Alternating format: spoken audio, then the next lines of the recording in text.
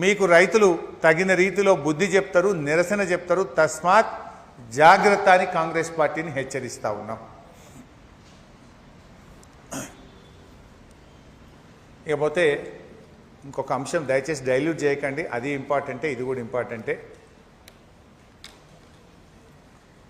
అన్ని రంగాల్లో కూడా అన్ని వర్గాలను ముంచినటువంటి రేవంత్ రెడ్డి ప్రభుత్వం ప్రజల దృష్టి మళ్లించేందుకు హింసా రాజకీయాలను ప్రోత్సహిస్తుంది. మీరు చూస్తే వరుసగా హింసా రాజకీయాలే. కౌశిక్ రెడ్డి ఇంటి మీద దాడి, సిద్దిపేటలో నా ఇంటి మీద క్యాంప్ ఆఫీస్ మీద దాడి, కేటీఆర్ గారి మీద ముషీరాబాద్లో దాడి,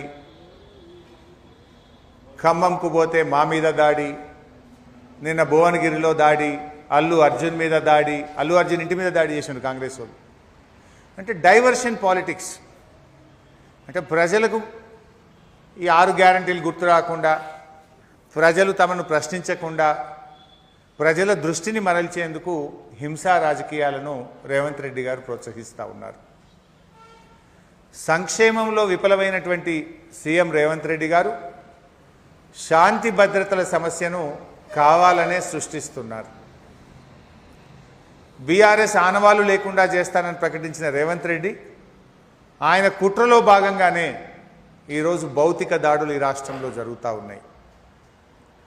ప్రశ్నిస్తున్నటువంటి ప్రజల మీద, ప్రతిపక్ష కార్యకర్తల మీద, ప్రతిపక్ష నాయకుల మీద పట్టపగలు దాడులు జరుగుతూ ఉన్నా పోలీసు ఉన్నతాధికారులు చోద్యం చూస్తూ ఉన్నారు.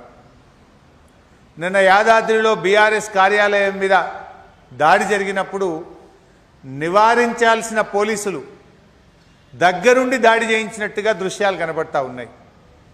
వీడియోలు తీస్తున్నారు తప్ప దాడి చేసిన వాళ్ళను అరెస్ట్ చేయడమో, దాడి చేస్తున్న వారిని లాఠీచార్జ్ చేయడమో, దాడి చేస్తున్న వారిని నిలువరించే ప్రయత్నం చేయడం లేదు. అంటే కంచే చేను మేస్తే ఈ రాష్ట్రం ఏమవుతుందో ఒక్కసారి ఆలోచించాలి. హోంమంత్రిగా ఇలా ముఖ్యమంత్రి గారే ఉన్నారు. హోంమంత్రిగా ముఖ్యమంత్రిగా ఉండి ఆయనే దాడుల్ని ప్రోత్సహిస్తే ఈ రాష్ట్రంలో ఇంకెవరైనా పెట్టుబడులు పెడతారా? ఈ రాష్ట్రం అభివృద్ధిలో ముందుకు పోతుందా? కౌశిక్ రెడ్డి ఇంటి మీద మరో ఎమ్మెల్యే గాంధీ గారి నేతృత్వంలో కాంగ్రెస్ గుండాలు పోలీసు రక్షణతో ఎస్కాట్తో వచ్చి దాడులు చేసిండ్రు. హైదరాబాద్ నడిబొడ్డున దాడి చేసిండ్రు. ఖమ్మంలో వరద బాధితుల్ని పరామర్శించడానికి మేము 5గురం ఎమ్మెల్యేలం, మాజీ మంత్రులం పోతే మా కార్ల మీద రాళ్ల దాడి చేపించిండు రేవంత్ రెడ్డి. క్యాంపు కార్యాలయం మీద దాడి చేపించిండ్రు. అల్లు అర్జున్ ఇంటి మీద రేవంత్ రెడ్డి అనుచరులు పోయి ఒక సినిమా యాక్టర్ ఇంటి మీద దాడి చేసిండ్రు. బీజేపీ కార్యాలయం మీద దాడి చేసిండ్రు. నిన్న భువనగిరి బీఆర్ఎస్ పార్టీ కార్యాలయం మీద దాడి చేసిండ్రు. ఇన్ని దాడులు జరిగినా ముఖ్యమంత్రిలో ఉలుకు లేదు, పలుకు లేదు. కనీసమైన స్పందించడు. దాడుల్ని ఒక హోంమంత్రిగా ఖండించడు. అంటే ముఖ్యమంత్రి గారి మౌనం ఈ దాడులకు అంగీకారంగా ఇవాళ కనబడతా ఉంది. ముఖ్యమంత్రి ఏం చెప్పాలి? ఇట్లాంటి జరిగినప్పుడు తక్షణమే స్పందించి దాడికి పాల్పడ్డ వాళ్ళను కఠినంగా శిక్షించండి, అరెస్ట్ చేయండి, కఠినమైన చర్యలు తీసుకోండి అంటేనేమో ఇంకోసారి జరగకుండా ఉంటాయి. అంటే హోంమంత్రిగా ఉన్న ముఖ్యమంత్రి మౌనంగా ఉండడం అంటే దాడుల్ని ఆయన ప్రోత్సహిస్తున్నాడు, ఈ దాడుల వెనుక ఆయన హస్తం ఉంది అని ఇలా ప్రజలు భావిస్తూ ఉన్నారు.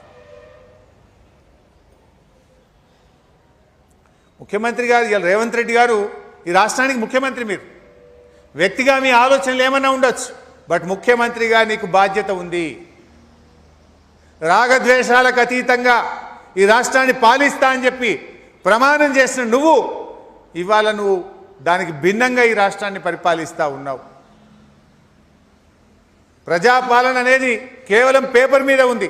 ఈ రాష్ట్రంలో ప్రతీకార పాలన అమలవుతా ఉంది, ప్రజాపాలన అమలవుతలేదు. కాంగ్రెస్ గుండాలు కర్రలతో రాళ్లతో దాడి చేస్తుంటే కనీసం పోలీసుల్లో కదలిక లేదు. 10 ఏళ్ళు కేసీఆర్ గారు బీఆర్ఎస్ పార్టీ అధికారంలో ఉంది.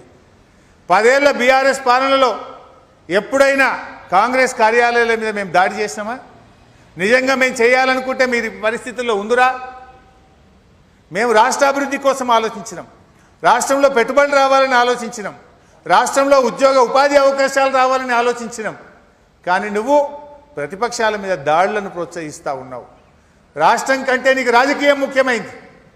రాష్ట్ర ప్రయోజనాల కంటే రాజకీయ ప్రయోజనాలకు రేవంత్ రెడ్డి గారు ఎక్కువ ప్రాధాన్యత ఇస్తున్న వల్లనే ఇవాళ రాష్ట్రంలో ఆదాయం పడిపోతుంది, రాష్ట్రంలో పెట్టుబడులు రావడం లేదు, రాష్ట్రంలో రియల్ ఎస్టేట్ కుదేలైపోయింది, రాష్ట్రంలో ఉపాధి అవకాశాలు దెబ్బతింటా ఉన్నాయి.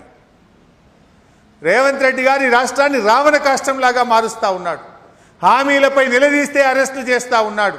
హామీలపై ప్రశ్నిస్తే అక్రమ కేసులు పెడతా ఉన్నాడు. కాంగ్రెస్ నేతల దందాలను ప్రశ్నిస్తే కేసులు పెడతా ఉన్నాడు.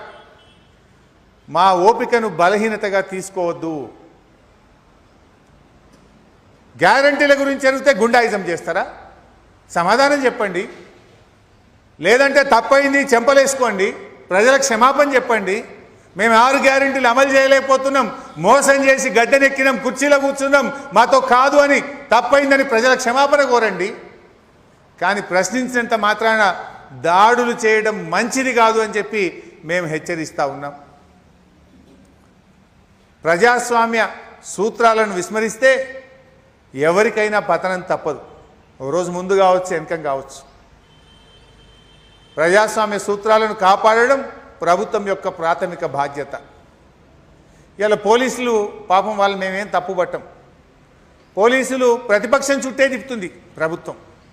ఎంతసేపు ప్రతిపక్ష నాయకులను కేసులు పెట్టుడు, వాళ్ళని అరెస్ట్ చేసుడు, ప్రతిపక్షం చుట్టే పోలీసులను తిప్పడం వల్ల క్రైమ్ రేట్ విపరీతంగా పెరిగిపోయింది రాష్ట్రంలో. కేసీఆర్ ప్రభుత్వానికి ఏడాది కాంగ్రెస్ పాలనకు ఈ రాష్ట్రంలో 23% క్రైమ్ రేట్ పెరిగింది. సిగ్గుపడాలి. హోంమంత్రిగా రేవంత్ రెడ్డి సిగ్గుపడాలి. నీ పాలనలో 23% నేరాలు ఈ రాష్ట్రంలో పెరిగినాయి, హత్యలు పెరిగినాయి, అత్యాచారాలు పెరిగినాయి, దాడులు పెరిగినాయి, ప్రతీకార దాడులు పెరిగినాయి, దోపిడీలు పెరిగినాయి. 23% క్రైమ్ రేట్ పెరిగింది రాష్ట్రంలో. రేవంత్ రెడ్డి గారు ఈ హింసా రాజకీయాల్ని వెంటనే ఆపాలి. కాంగ్రెస్ గుండాలను అదుపులో పెట్టుకోవాలి. దాడులకు పాల్పడిన వారిని కఠినంగా శిక్షించాలని చెప్పి మేము ప్రభుత్వాన్ని డిమాండ్ చేస్తూ ఉన్నాం. ఒకవేళ తప్పకపోతే కేంద్ర ప్రభుత్వం కూడా జోక్యం చేసుకోవాలి.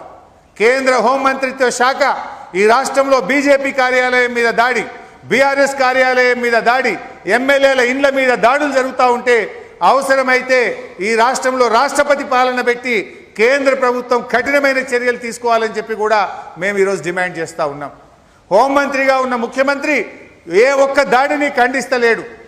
దాడి చేసిన వాళ్ళను పోలీసులు ఇంకా వాళ్ళ వాహనాల్లో కూర్చోబెట్టి వీడియోలు చేసి బయటకు పంపుతున్నారు. పోలీస్ వాహనంలో కూర్చొని వీడియో తీస్తున్నారు.